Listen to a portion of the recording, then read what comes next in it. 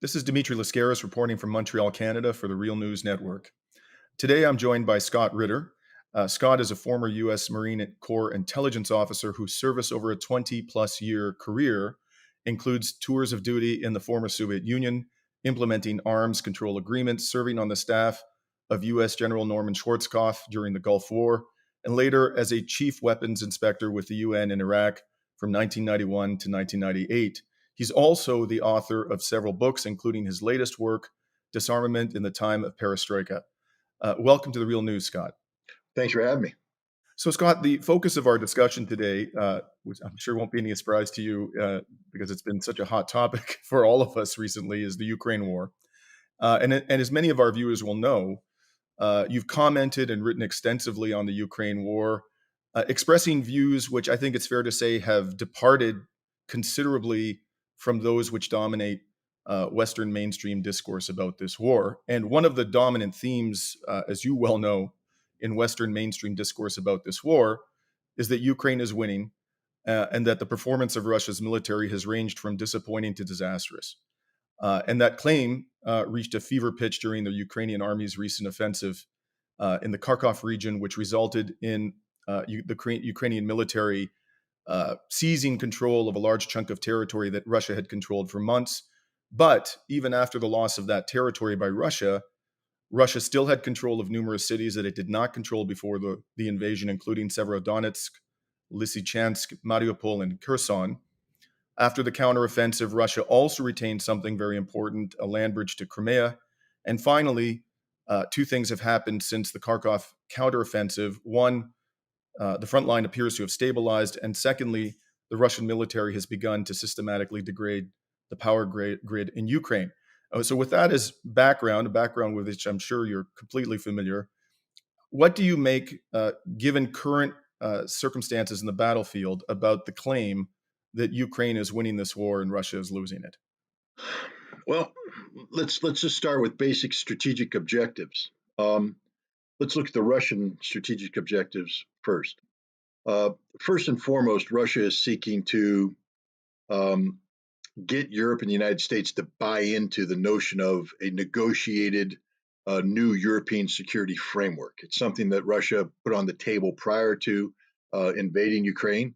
If people remember back to December 17th, I believe, of last year, Russia submitted two draft treaties, one to NATO, one to the United States, which articulated Russia's stance on what its vision of a new European security framework could look like.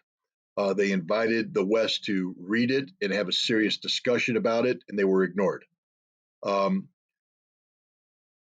then Russia invaded Ukraine, and Russia has two objectives. One is the demilitarization of Ukraine, the other is the denazification of Ukraine.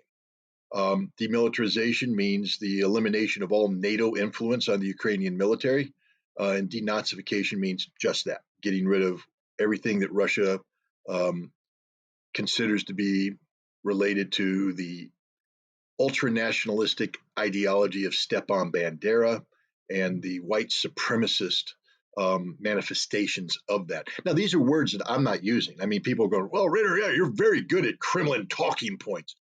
I'd advise people to go back and actually read the amendments put by the United States House of Representatives on Department of Defense appropriations legislation from 2015 up until just this year.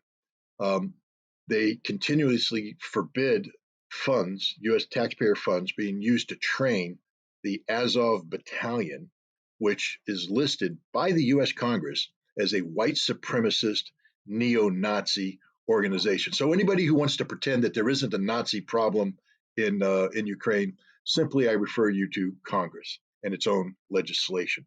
The Russians believe that this is a big problem and they want it eradicated. Now, why did I bring this up? Because Russia hasn't shifted gears at all. I mean, Russia's still saying we want a European security framework out of this, and we are adhering to our original objectives. Russia hasn't altered course at all. Ukraine, on the other hand, is saying that victory can only be achieved when Russia is evicted from all territory, including Crimea. I would say that Russia is closer to achieving its objectives than Ukraine is to achieving its objectives. Uh, which tells me Russia has the momentum, Russia has the initiative, and Russia has realistic objectives that can be attained. Um, Ukraine doesn't. I mean, there's just literally no one on this planet besides maybe, um, I don't even think the Ukrainians believe it, that they're going to recapture the Donbass, that they're going to recapture Kherson, Zaporizhia, that they're going to recapture Crimea. This is fantasy. So you have one side that their objectives are fantasy based. You have another side whose objectives are, while difficult to achieve, are very realistic. So I'll go with the realistic side over the fantasy side as to who I think is going to prevail. Then we take a look at capabilities. For certain, Ukraine had a good September. There's no one that's going to debate that issue whatsoever. But at what cost? And what I mean by that is, in order to achieve this good September, Ukraine had to absorb billions, tens of billions of dollars worth of NATO equipment. It took months to do this. It took months to get people trained on this, to bring the equipment in, to match the equipment with the people, organize it, and bring it to the battlefield. And then in 1 month, Ukraine pretty much burned through everything. The casualties they've suffered have been horrific. They've lost the equipment, they've lost most of the manpower, um, and they're down to a position now where they're begging the West to help them reconstitute this capability. Russia started September with pretty much the same force structure that it brought in when it invaded in February. And what had happened is Russia pretty much had insufficient resources to the task they had set forth for themselves. They had many parts of their defensive line that were stretched thin. And the Ukrainians were able to exploit this, and the Russians wisely, I believe, traded territory for lives. The Russians aren't in the business of just throwing away Russian lives. And so they weren't going to hold on to a strong point and defend it to the last man. They were more than happy to withdraw, trade territory, save lives, consolidate their defensive positions, all the while inflicting what should have been prohibitive casualties on the Ukrainians, tens of thousands of losses. Um, Meanwhile, while Russia is consolidating their lines, they're reinforcing. Vladimir Putin ordered the partial mobilization. 300,000 reservists have been called up. 87,000 of them are currently deployed into the Special Military Operations Zone. The rest are finalizing their organization into fresh combat units, which will give the Russians tremendous flexibility and operational capacity. So, as Ukraine is shrinking its combat capability, Russia is increasing its combat capability. And then we take a look at strategic aspects of this conflict. I think the West made a mistake in misinterpreting Russia's soft approach to the special military operation, going in with fewer numbers than many people thought was necessary, and going in softer, not doctrinally, not using overwhelming firepower, not rolling through. Um, in effect, trying to reduce civilian casualties and damage to civilian infrastructure. While the reduction of civilian casualties continues to be an objective of Russia, the day and age of saying we don't want to harm civilian infrastructure is over.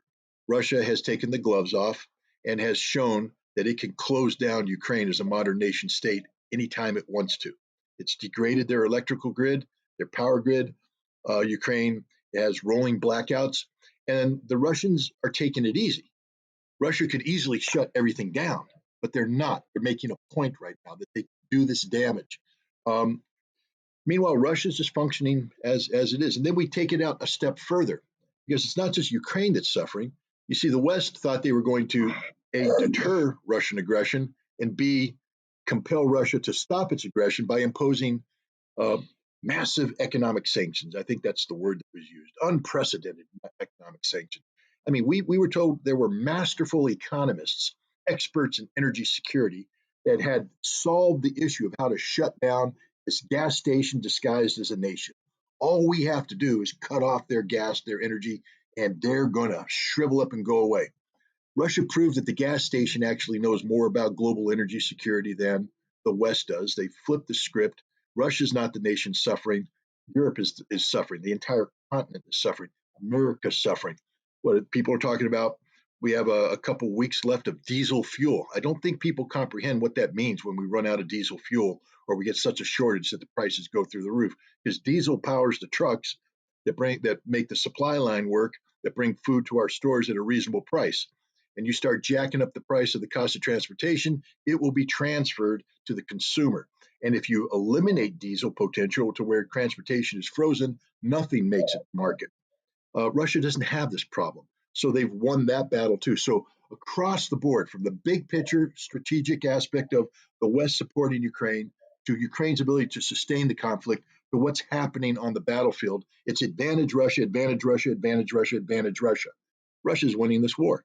Call it controversial, but that's my take. Now, you touched upon nuclear security framework, and this is a matter that should preoccupy us all, a matter of the utmost urgency, as I know you know. And the subject of nuclear war has come up repeatedly in the mainstream discourse since the special military operation began. And again, the predominant narrative in the West is that Russia is threatening to use nuclear weapons, and its government cannot be trusted to manage its massive nuclear arsenal responsibly.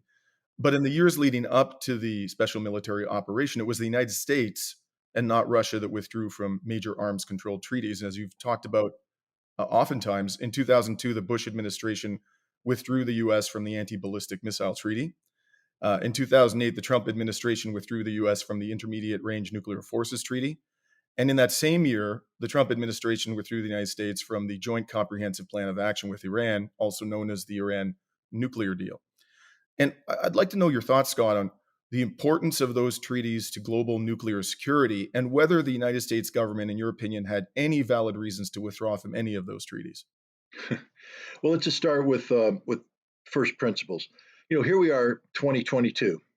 And we have a bunch of people running around as if they've invented the concept of nuclear security and a nuclear-based um, you know muscle flexing. No, we've tried it before in the 1960s. We did the whole arms race thing, and we realized at that point in time that we'll quickly bankrupt ourselves and get nothing from it if we continue to try to build bigger and better missiles, more warheads, all this stuff.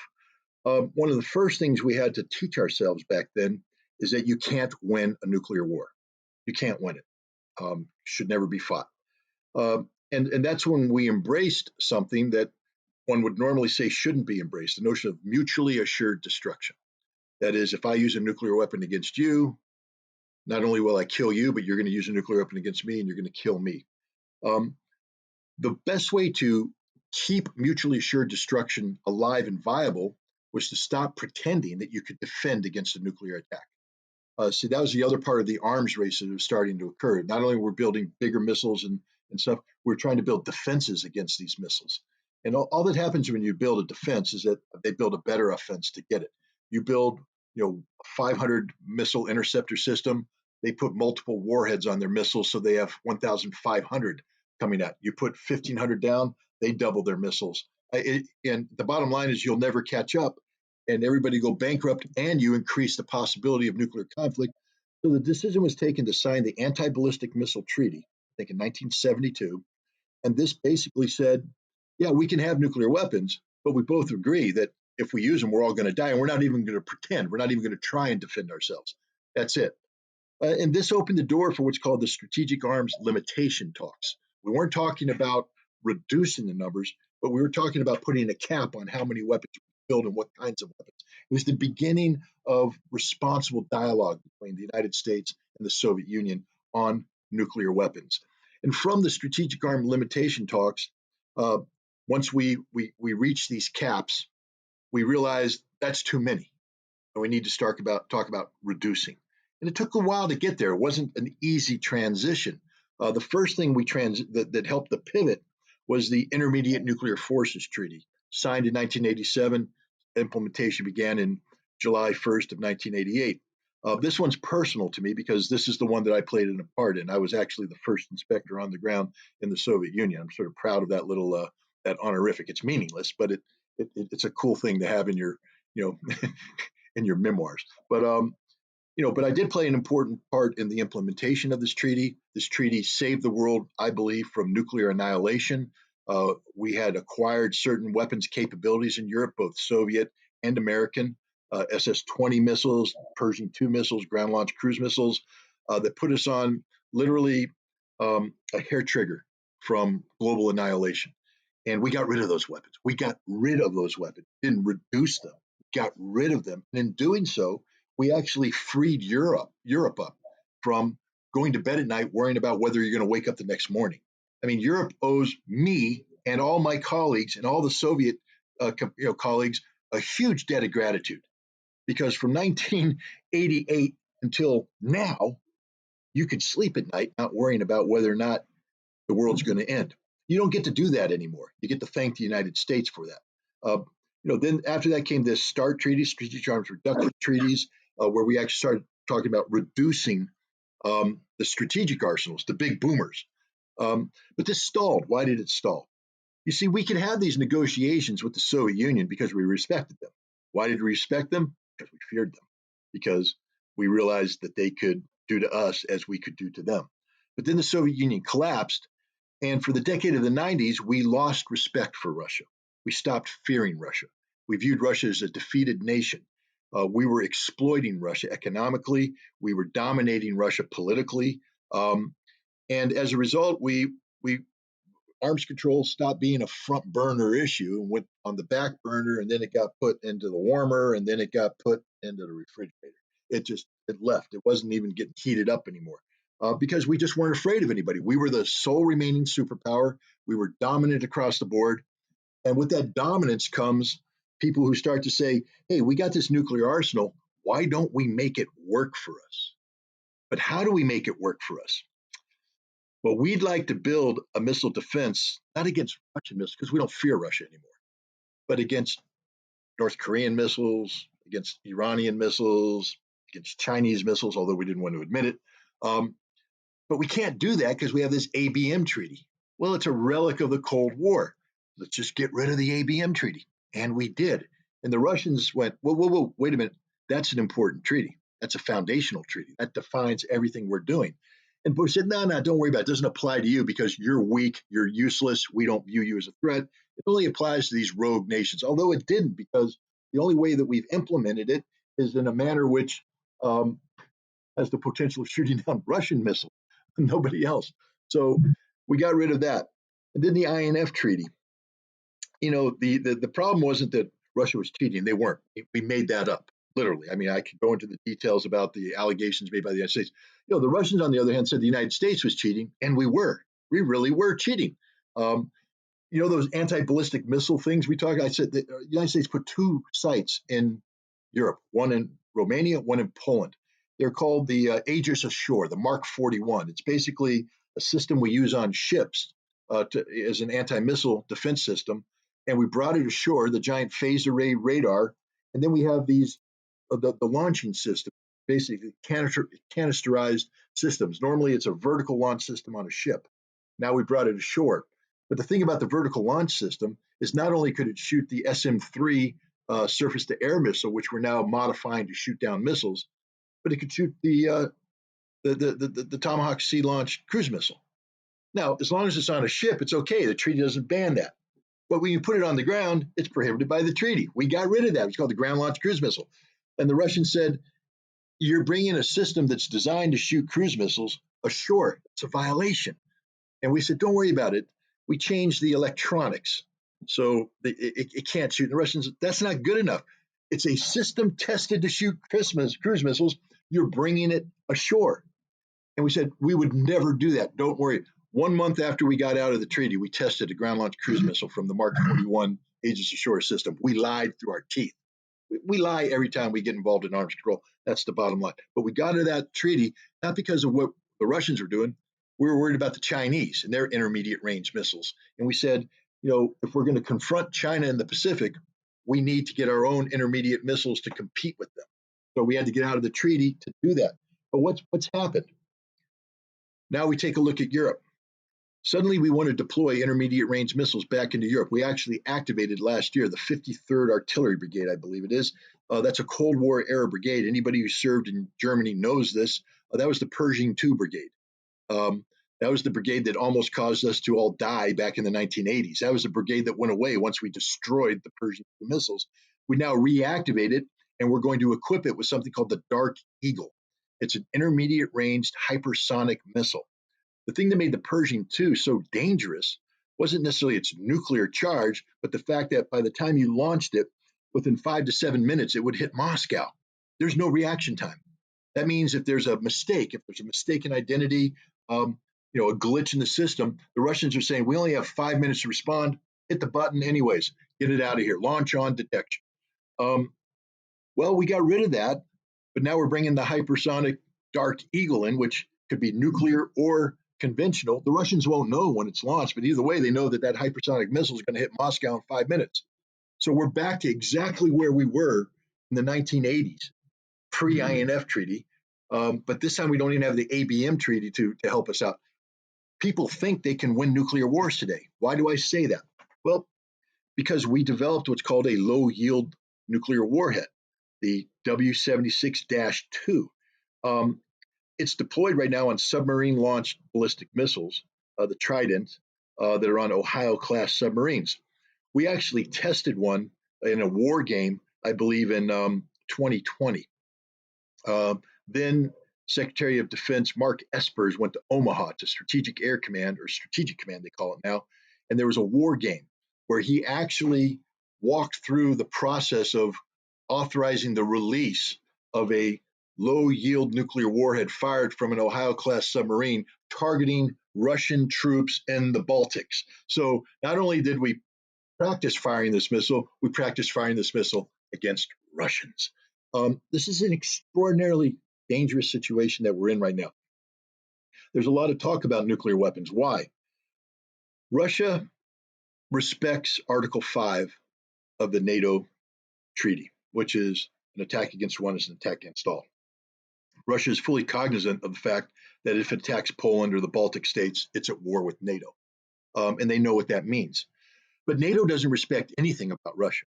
NATO knows no limits. NATO has been expanding nonstop. They lied about it, about not wanting to do it back in 1990 to Gorbachev. They've lied about it ever since. They've been expanding. But one of the whole reasons we're at war in Ukraine right now is because of NATO wanting to expand and bring Ukraine into its umbrella. So when Russia moved into Ukraine, it also had to mollify Belarus, which is very nervous, saying, well, okay, while you guys are down here doing the Ukraine thing, what's to protect us? What if NATO decides to come into us? So Russia put a marker down and said, if NATO decides to get involved in this, intervene, we will use all the means at our disposal to protect ourselves. And everybody went nuclear, nuclear, nuclear. And I'm pretty sure that Putin was sort of hinting at that, except that doesn't fit the Russian doctrine, and Russians are very doctrinal. There are other weapons that Russia has called hypersonics. See, we are trying to build a hypersonic. Russia has hypersonics. And I think what Russia was saying is we will take out NATO cities, NATO decision-making centers with non-nuclear means, all the means at our disposal. And Putin talked about weapons that are deployed, such as the Kinzhal or the Dagger, the hypersonic missile that's been used. NATO can't shoot it down. There's nothing NATO can do to do it. If Russia launches it against NATO, it will hit the target that it's aimed at. But they have other hypersonics, something called the Avant-Garde, which is currently deployed on ICBMs, intercontinental ballistic missiles. They have 3 to 5 Avant-Gardes per missile. They don't have to be nuclear. They can be non-nuclear. So Russia has the ability right now to fire a road mobile ballistic missile with 5 hypersonic warheads that can come down and hit 5 targets in Europe per missile. They have hundreds of these missiles. Russia can annihilate Europe overnight in a non-nuclear attack. And this is the message that Russia was sending. But we immediately said, no, no, no, that's nuclear. He's threatening the use of nuclear weapons. Russian doctrine is quite clear. There's only 2 conditions under which they can use nuclear weapons. One is if a nation uses nuclear weapons against them.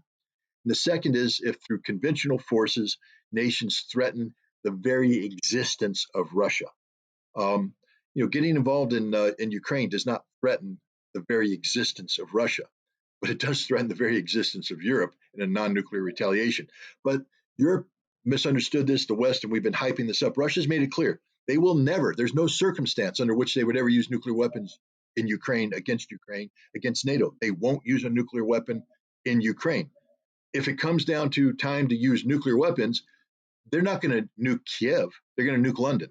They're going to nuke Paris. They're going to nuke Berlin. They're not going to nuke Kiev.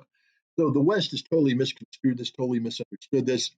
And it's the West that's done the most aggressive behavior here. One, you have Zelensky giving a speech where he basically begs the West to carry out a preemptive strike, a nuclear strike, some people implied, against Russia to prevent them from nuking Ukraine. So Zelensky uses a false premise that Russia is going to nuke Ukraine. Russia will never nuke Ukraine. But to prevent something that Russia will never do, he wants the West to nuke Russia preemptively. And then a week after he issues that speech, NATO holds a nuclear exercise where they practice loading on B-61 air-delivered nuclear munitions on to aircraft whose sole purpose is to drop those bombs on Russia. And if you're a Russian, you're going, wait a minute, Zelensky just begged you to launch a preemptive nuclear strike, and now you're carrying out a nuclear exercise, which, gosh, if you wanted to, you could load the real thing on and carry out the real preemptive strike. Very dangerous situation. Russia responded by testing its own strategic nuclear forces, showing the world that we have all these missiles and we can use them and you'll die and there's no reason to do this.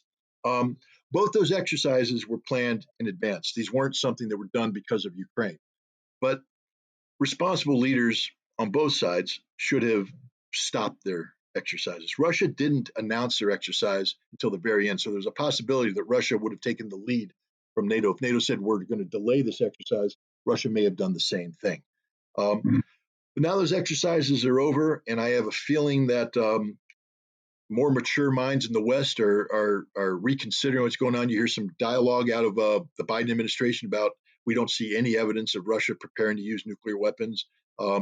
This is good. I think the more we don't talk about nuclear weapons, the better off we are. But eventually, we are going to have to talk about nuclear arms control. The bottom line is the diplomatic off ramp for the situation in Ukraine is probably best served by re-engaging with Russia in meaningful talks about arms control.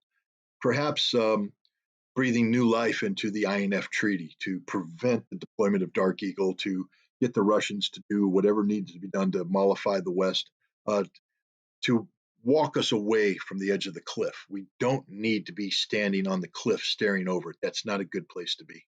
Right.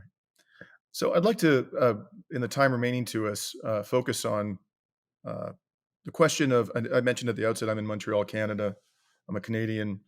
And I'd like to talk to you a little bit about Canada's relationship to NATO. Um, and I'm going to offer to you a kind of contrarian perspective that is entirely non-military. I have absolutely no military expertise, never served in the military, never studied military science. I'm just a layperson looking at the lay of the land, and I have a certain view which you can't even talk about in the mainstream of Canadian politics. It's simply taken as a given that Canada should be a member of NATO and that being a member of NATO enhances Canada's security interest. As I look at it, however, uh, NATO undermines Canada's security. Um, and the reason I say that is, first of all, I think, again, from a non-military perspective, Canada has formidable natural barriers protecting it. It has the Arctic Ocean on the north, the Atlantic to the east, it has the Pacific to the south, it has the longest undefended border with the United States, but the United States government is supposed to be our ally. That's the official position, that this is a country to which we are closely tied, which would never do anything to threaten the security of Canadians. And I think we all know that if Canada were to come under attack from one of the few countries that might be able to actually sustain an attack on Canada, despite these formidable natural barriers like Russia or China, the United States would not tolerate the presence of hostile military forces so close to its northern border. And it wouldn't take a treaty, a NATO treaty or any other treaty, to cause the United States government to intervene to bring that threat to an end. Now, conversely, because we now have signed on to Article 5, countries which are very vulnerable to attack, for example, the Baltic states, Latvia, Estonia, Lithuania, Ukraine itself, although it's not yet a member of NATO and hopefully will never become one, these countries, we have a reciprocal obligation of mutual defense.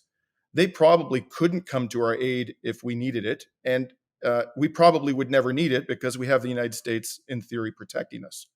So, as I look at the situation, I think that there's no real upside for Canada being a member of NATO. There may be for other NATO states, but I can't see an upside and I can see a hell of a lot of downside. And I'm curious, with your military expertise, what would you say to Canadians about whether NATO enhances their security. Do you think it does? Do you think it doesn't? And if so, why? Well, let's go back to the roots of NATO in the post Second World War. I don't think anybody who's knowledgeable about the history of the war in Europe can minimize the role played by Canada. Canadian troops were there in the fight, in the thick of the fight. Canada stood side by side with the United Kingdom and the United States in defeating, helping defeat Nazi Germany. Therefore, Canada earned a seat at the table of the post-war um, security framework that became NATO, North Atlantic Treaty Organization. And the Canadians maintained a permanent military presence in West Germany, I think in Lohr, and they were integrated, highly respected troops, very professional, um, and they continued to play a meaningful role in preserving the security of Europe during the Cold War. The problem comes when the Cold War ended. At that point, what role is Canada playing and why? What role does NATO have? When NATO stops being about preserving the post World War II security framework and becomes more about securing European stability, Canada probably needs to, at that point, start questioning why they're there. And then when Europe and NATO deliberately start this policy of expansion, um, and in doing so, basically empowering nations like Poland and the Baltics to call the shots. I mean, they're the ones on the front lines. They're the ones. Their voice is far more important than Canada's voice about Ukraine. Canada literally has no voice about Ukraine. I know Canada is providing munitions and stuff, but no one's listening to Canada because you don't get a vote. You're not there. I mean, yeah, I know there's some Canadian forces at the headquarters, and but what does Canada bring to the table? Frankly speaking, nothing. Nothing. That Canada can't bring anything to the table. First of all, for Canada to deploy troops to Europe, you need the United States. So in effect, you become an extension of the United States. You can't function without the United States. Um, and as you rightly said, let's say Russia, God forbid, decided to move on Canada from the north in the Arctic. Where's Latvia? Where's Lithuania? Where's Estonia? Where's Poland? They're not there. They're not going to be helping you. The United States will be. I think Canada would be wise to strengthen its relationship with the United States. Um, that means a bilateral security treaty with a guarantee of American nuclear umbrella to have the same Article 5 type protection, but with the United States, that an attack against Canada is an attack against the United States kind of thing. Um, and recognize that Europe had become a poison pill. I mean, the bottom line is there's no upside for Canada and Europe today. You gain nothing from that relationship. It only threatens you with war, and it basically gives a veto of Canada's very survival to Eastern European nations that don't have Canada's best interests in mind. Um, NATO is an organization that has long past its useful life. Um, it and that's being proven today. Um, First of all, NATO was humiliated in Afghanistan, and Canada played a role in the Afghan. I mean, again, I'm not denigrating the service of Canadians, but you didn't win. For what purpose were you there? Um, it cost you a lot of money. It cost you lives, and to what end? And now we talk about what's going on in Ukraine. NATO is not going to win. They're going to yet again be humiliated. Canada has literally stripped its defenses bare, helping the Ukrainians. I don't believe there's anything left in Canada to give. Um, for what purpose? Russia's going to win. Russia has a legitimate interest in Ukraine. What interest does Canada have in Ukraine? Um, so I think from a purely um, Canada-centric point of view, um, NATO is very expensive and very dangerous and very risky, um, while maintaining a relationship with the United States is the smart thing to do, cheaper by far, and it entails virtually no risk because nobody's going to go to war against the United States, and therefore nobody's going to go to war against Canada. Right. And I know we only have a few minutes left, Scott. So I'm gonna ask you a big question, which is going to be quite a challenge for you to answer within the limited time available. But what do you think a path to peace looks like in this extraordinarily dangerous war? And I'll try to narrow my question a little bit. Um, if the parties were minded to sit down at the table and have a serious discussion about a resolution of this conflict, what concessions do you think the Ukrainian side should consider making in the realm of reality? And what concessions do you think the Russian side could and should consider making within the realm of reality that might get us to a negotiated settlement to this war? Well, the short answer is Ukraine's going to have to accept reality. It is permanently lost Kherson, Zaporizhia, the Donbass, and Crimea. You will never get it back, Ukraine. Never, ever, ever in a million years. And if you continue this fight, very soon you're going to lose Odessa. You're going to lose Kharkov, and you will never get them back. You will lose Nikolaev. You will lose Dnipropetrovsk. You will lose your very existence. You will never get it back, ever. Um, Russia's reached a point where it is not in a mood to negotiate. Um, what the Ukrainians would have to offer the Russians is a lot, which is recognition of all territory, um, a guarantee that they will never join NATO, and a concerted effort um, to eliminate the ideology of Stepan Bandera from mainstream Ukrainian politics. He's no longer national hero. No, Nazi symbology and parades will no longer be tolerated. Things of that nature. In exchange for that, what Russia can offer Ukraine is you get to live. You get to maintain your government. We're not going to remove Zelensky. We're not going to eradicate your parliament. You get to live, um, and we'll help you rebuild and we'll help you survive. But that's all we can offer you because, and basically, what the Russian position will be is if you don't accept this, then what we can offer you is death, and not just death of your soldiers, but death of the nation. You will cease to exist as a modern nation state. It will never, Ukraine will never again look like what you thought Ukraine should look like. Ukraine's lost the right really to negotiate a meaningful outcome. They had that opportunity on 1 April. There was the Istanbul discussions, and Russia was ready to back off this conflict and only take Donbass and Crimea. Russia wasn't going to take Kherson or Zaporizhia. Uh, but the Ukrainians bent to the will of Boris Johnson, who was acting on behalf of NATO, who said you can't get NATO military assistance if you negotiate with the Russians. So the Ukrainians terminated that negotiation. And here we are. You don't get a second bite at the apple. I personally believe that there is no off ramp that doesn't include total Russian victory. It's not Ukraine that should be looking for an off ramp. It's the West that should be looking for an off ramp.